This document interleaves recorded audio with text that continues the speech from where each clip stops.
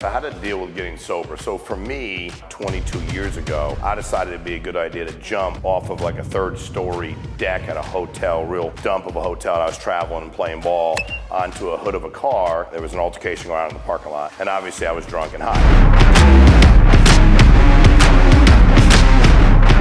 If you've ever woken up after you been in a fight drunk, or you had something happen to you drunk, and you're sleeping in your sheets, when you bleed, the good news is, and I'm being sarcastic, is they stick to you. So you wake up in the morning, and then you're sleeping, you're like, did that really happen last night? I don't know, did that really happen? Did that happen? Did those guys all hit me in the head? Did that guy hit me with a bat? What happened? What did I go through? Then you wake up and the sheets are stuck to you, and you're like, oh, something happened to me. And you go to the bathroom and you pull them off. So it's an awesome adventure, right? But I decided at that point in time, I want to get sober. Now again, I do have a faith, so I don't apologize for having it. And if you have one, cool. If you don't, cool. I don't judge nobody. It ain't my job to judge them. But I knew that at that point in time, I was just giving up and saying, I haven't fixed this on my own, I need some help. What I want to talk about today quickly, because it's, when I first started talking about me being sober, I did it because I was trying to hold myself accountable. So when I shared it in meetings and groups, and I mean meetings like work meetings, I didn't go to any meetings, not that there's anything wrong with that. I kind of had a buddy of mine who's about 25 years older than me who had been sober. I guess he was like my pseudo sponsor. And I decided I wanted a different life. I decided I didn't want to drink the way I drank. I didn't want to use drugs. I didn't want to use cocaine. I didn't want to smoke weed. I didn't want to, I was with the guy the other day, he was eating a honey bun. And he said, man, this is like crack cocaine. I was like, bro, it is not like crack cocaine. I've eaten a lot of honey buns, smoked a lot of crack. They're not remotely the same thing. You know what I mean? The honey bun ain't the best 25 minutes of your life followed by the worst 40 minutes of your life. Honey buns just kind of taste good and it's consistent. It's probably not good for you. I say all that, if you're making this decision in life, if you're saying, you know what, man, I'm thinking I might need to get sober. Number one, I ain't gonna preach to anybody. Everybody should, when I look at people that are out drinking and doing their thing and they don't have the problems I had, I'm not mad at them. I used to be. I'd be like, why is that guy able to drink 3 beers and go home? Why doesn't he drink 33 beers and do an 8-ball? What is his problem, right? That was my thought. What is that dude's deal? And then I realized that everybody doesn't have the problem I have. Just like we all have different problems with different things. So, but if you're thinking about getting sober, the advice I would give you is find somebody that's gone through it. I mean it. That was important to me. If you want to go to meetings, go to meetings. Find somebody that's been through it. I found a guy that had been through it, and it's not that I had been to a couple meetings, but when I went, I just didn't connect with the people that were there. I wasn't big on being a victim either. I chose to drink. I chose to get high. I had that addiction. Yes, I probably had some genetics. Most of the people in my family had some kind of problem with that in one way, shape, or another. So I just knew that I had that. But if you're thinking about doing it, one of the hardest things for you is going to be that I lost a lot of my friends along the way. I didn't want to, I didn't try to, and I don't think I was judging them. I think they're really uncomfortable.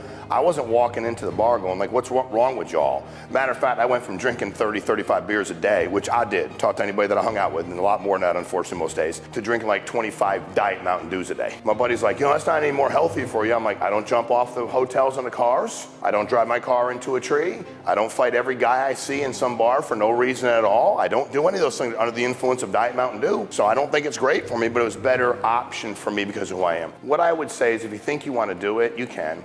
Anybody can. It will suck at the beginning. I'm just letting you know that it will suck. It will suck. If you drink a lot, you'll have some physical. I had some, not a ton. I couldn't sleep for a while, a lot of bad headaches. I never used opiates, so I don't know. Those are physically addicting. The rest of the stuff that's out there, most of it is just emotionally addicting, right? So that's mind over matter kind of thing. But I think what you have to do is make sure, and if you need help, go get help. There's nothing wrong with getting help. By the way, especially for us guys, there's nothing wrong with getting help. Nothing wrong with going to therapy and talking to somebody. Nothing wrong with finding 3 or 4 guys that have gone through the same thing you've gone through. There's nothing wrong with that. Don't try to change everybody in the world, and they shouldn't be trying to change you. My decision with the people around me was, dude, I ain't trying to change you, don't try to change me. And a lot of people are like, I don't understand why you're doing this. I'm like, that's good, you don't have to understand my life. It's my life. I didn't need to retell them why I was doing all the terrible things that happened to me, all the mistakes I made, and how I got in trouble and arrested when I was younger all the time, and got always I didn't want to tell them all that. I didn't need to. You don't ever have to validate to anybody, ever, that you're doing something if you think it's in your best interest. You don't. No human being can judge you. God can, but as long as you're not committing a crime, right? But I will tell you this. If somebody else is telling you to do it and you don't want to do it, you're not going to be successful. I had other people in my life for probably 6, 8, 7, 10 years that told me to do it. And I wasn't there yet. When you decide you want to do it, you can do it. And the thing for me was what was cool was being free. I just wanted to control my life again. So if you're going through it, I've been there. I love you, I'm pulling for you. Find people that have gone through it. Go see somebody to talk to. Find like-minded people. But you can beat it. Dude, you can beat that. It don't have to control you. And for those of you that can drink and hang out and do those things casually, it doesn't affect your life, all the power to you, man. I'm not one of them. And I think that's one of the things you have to acknowledge. Once you realize you're not one of them, you're not wired that way. And I think if you have kids, I think you should tell them. I think they should know what their genetics are. There's a genetic predisposition. I don't need to be a scientist. There's a lot of data out there. I didn't need to go to graduate school and study it to know. There's a lot of data out there that shows you that. But if you're looking to do it, I promise you, you can, and it will suck at times. Find other things to replace it, stay busy, stay motivated, get around other people that are like-minded, and then remove yourself from those situations. I didn't go to a bar for probably almost a year because I knew where I was at.